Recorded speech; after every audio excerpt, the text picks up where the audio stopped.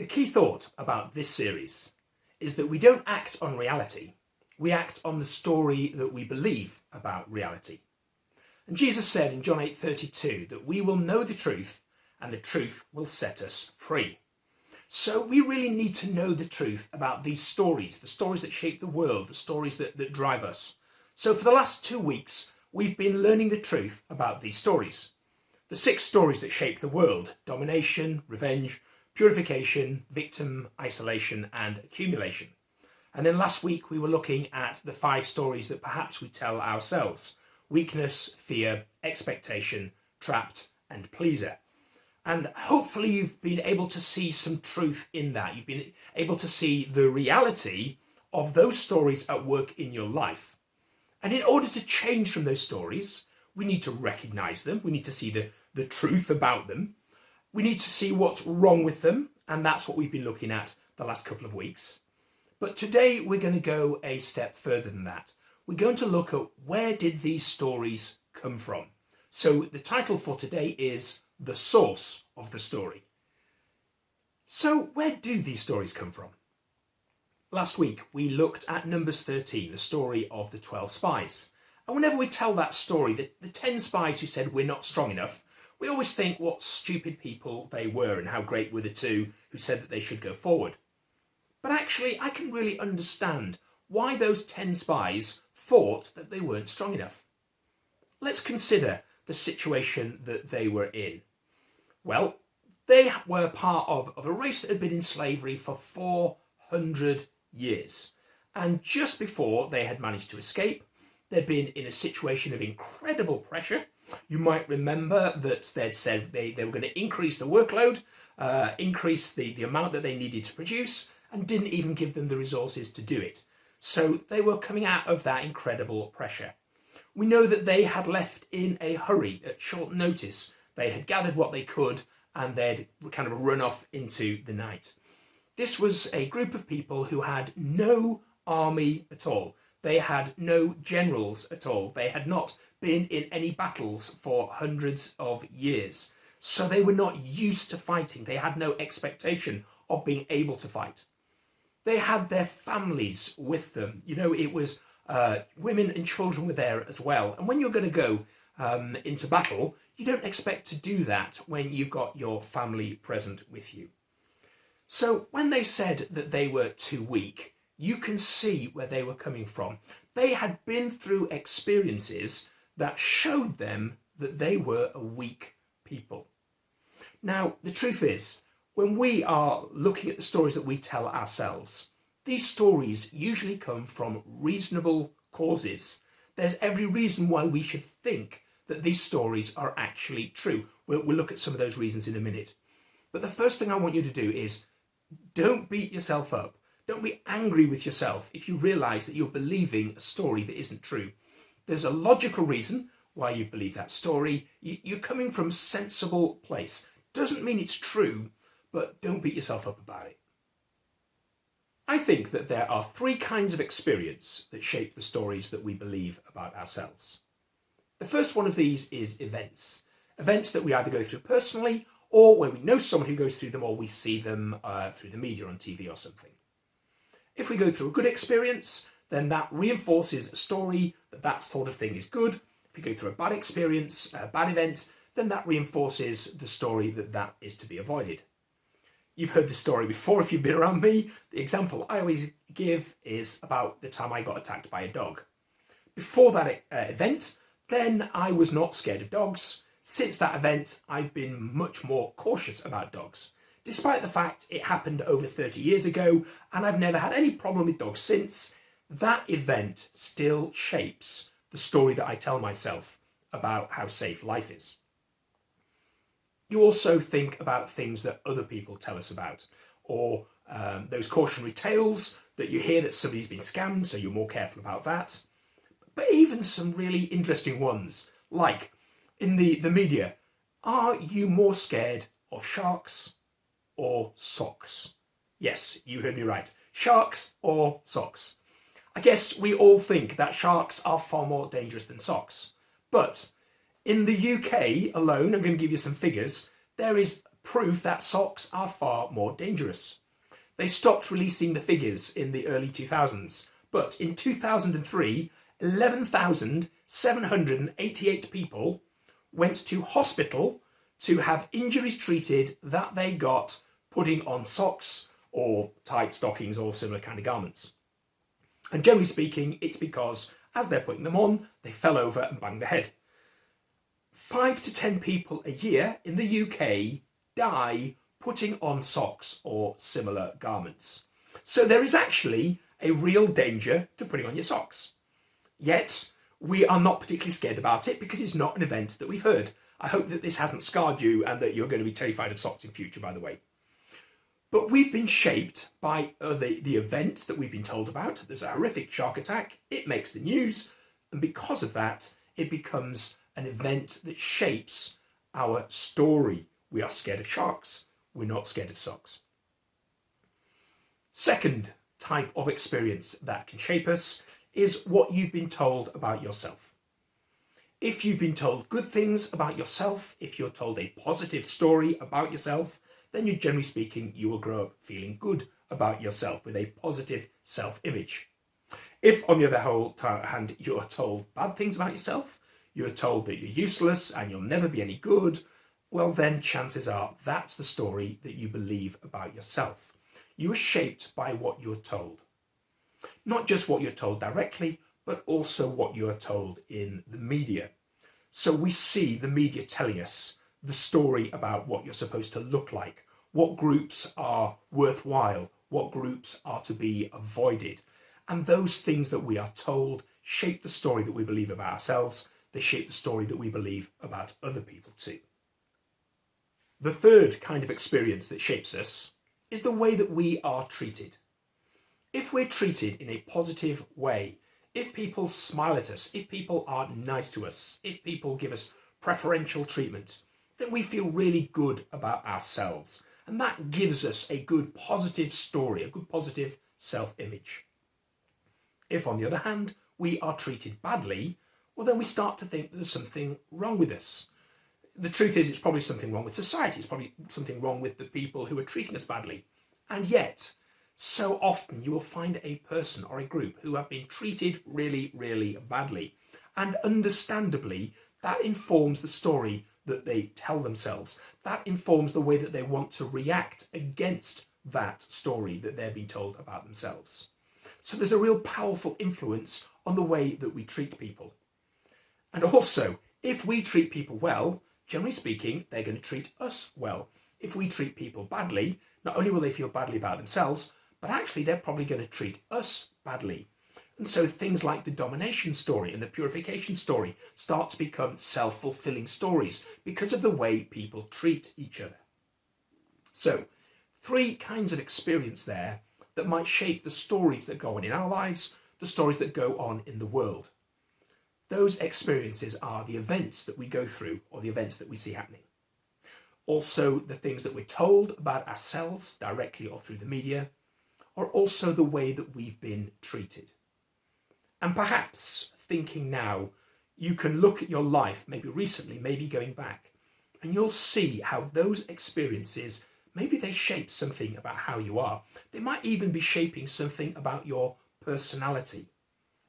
Well, the truth is, you don't have to be stuck in those stories. You don't have to keep on telling yourself those stories. That's why this series is about changing those stories. But as well as experiences, I think there's something else that's a source of these wrong stories. These 11 stories that I've been speaking about, what's interesting to me is that all 11 are basically in direct opposition to what God says.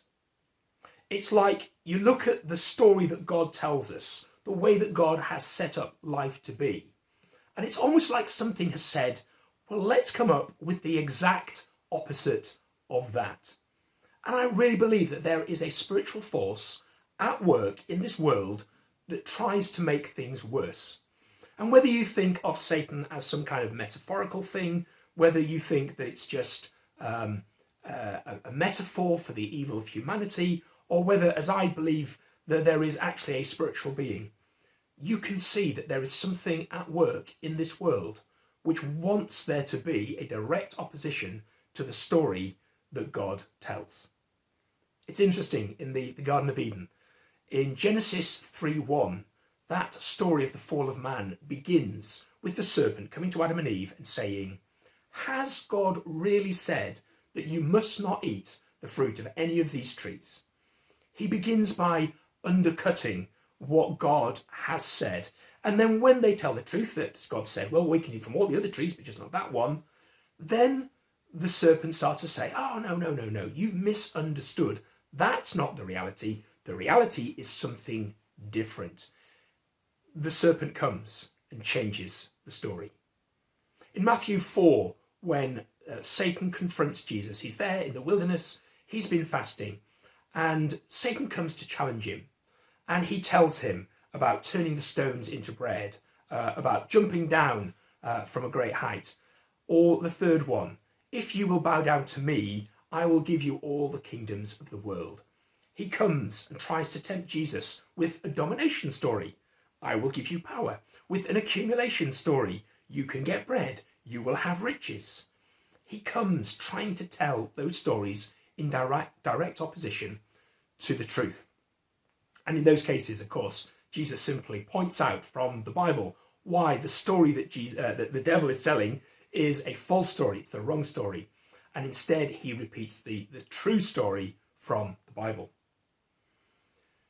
Recognizing that these 11 stories may have a spiritual source as well is very important. Because we're not just battling against experiences. We're not just battling against what we've been told.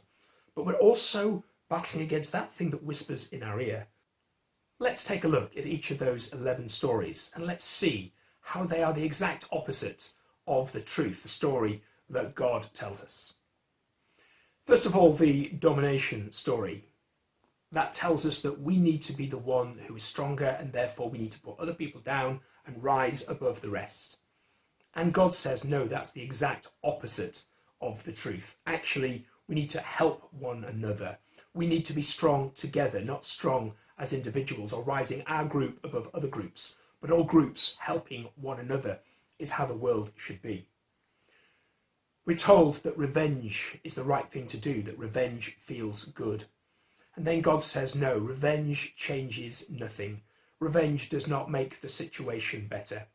God is a God of justice, and having justice is very valid, it's very right, and that is something that God stands for, but not revenge. The purification story, it sounds wonderful. It sounds like, oh, let us be holy. But actually, the purification story leads to judgmentalism and intolerance and pointing the finger and prejudice. And God is not like that. He's not looking in that purification story of setting us apart. But actually, he's looking to come to every one of us and looking for us all to be accepting of one another. The victim story. This doesn't say that we can't be victims because, we do suffer things. We do go through hard times. But remember, the victim story says there is no hope. And God says there is always hope because I will always come into your situation. So the there is no hope story is the exact opposite of the truth, which is in God, there is always hope. The isolation story tells us other people hurt you. Keep away from other people because that only leads to trouble. And God wouldn't say that there's no problem if you mix with other people. Of course, being with people can get messy. But isolating yourself leads to loneliness. There is no fulfillment of life in isolating yourself. And actually that fulfillment comes from being with people, from enjoying the diversity that we have on this planet and being together, not isolated. The accumulation story tells us that life is good when you have lots of stuff. And, I like lots of stuff too. But God's story says, well, first of all, you can't take it with you. And ultimately, it's not all about what happens on this part of life, on this side of heaven. So you can't take it with you.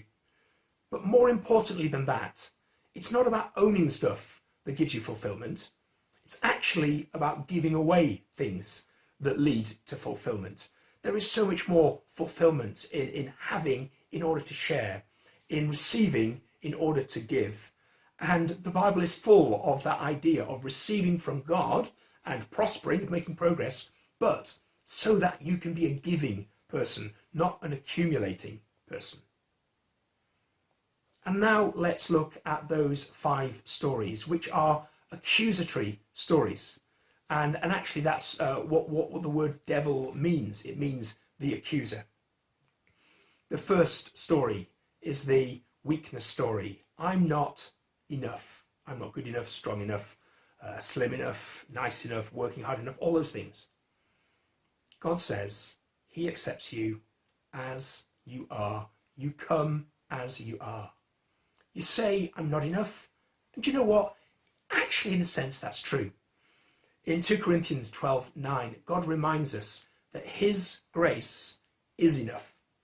You see, in a sense, I'm not enough, but that's okay. Because with God's grace, I am enough. I'm not good enough, but with God's grace, I am good enough. God's grace in my life makes me enough of anything that I need to be. I don't need to be down on myself. I don't need to be critical of myself. I don't need to receive those spiritual accusations because I am enough. God's grace is enough for me. The fear story, constantly telling ourselves we need to be frightened, worried about this might happen, that might happen. And God's story is, do not be afraid. You do not need to fear. Not that you won't go through bad things, but when you go through the bad things, I will see you through the storm. I will get you out. In the long run, I will make certain that you're okay. God's story is the opposite of the fear story. The expectation story, the success story about what you need to achieve. The wonderful thing about the expectation story is you don't need to match anybody else's expectation or anybody else's ideal. You are already accepted by God. The trapped story. This is similar to the victim side of the story. You are not trapped. You are not stuck. No matter what you're going in, even if you see no way out at the moment, God can find you a way out directly, but also with the help of other people too. If you are telling yourself the trap story, recognize that is an exact opposition to God's story, which says, I come to bring you freedom. I come to bring you release. I come to set the captives free. And the pleaser story. I need everybody to like me. I've said it time and time again. God accepts you as you are. He already loves you. Do you know what? He already likes you. The stuff that you do right, he's already pleased with. The stuff you do wrong, he is happy to forgive you for if you ask his forgiveness. If you've made that decision to be a follower of God, then he is already pleased with you. And anything that goes on in your life after that, God is already pleased because you are his child. He already loves you. In fact, we don't need to go through life trying to please other people. The Bible says we should please God rather than man. And actually what it comes down to, God's already pleased with you. But if you want to know who you want to be doing right by, do right by God. You might have heard the phrase, the audience of one. There's only one person watching who really counts. Doesn't matter what other people think. Doesn't matter when they can point out your flaws and your mistakes. Because you've got them, so have I. And so we feel horrible when people point them out. But you know what? They're there whether people point them out or not. But the one who counts, the audience of one is God. And the good thing is, he's not even really an audience. He's not sitting back, watching. He's not a spectator. He actually comes alongside you to help you. So you see, there is a spiritual dimension to every one of those 11 stories, where there is something spiritual trying to tell you that these stories are true. And yet the exact opposite of these stories is the truth. I began today by saying, you will know the truth, and the truth will set you free. And these last 3 weeks have really been about revealing the truth to you. Understanding that if we're going to change the story, then we need to know some truths. We needed to know, to recognize the story. We need to see these negative stories that are at work in our lives. We need to recognize the problem with those stories. If we don't see that there's something wrong with them, then we won't try and change the story.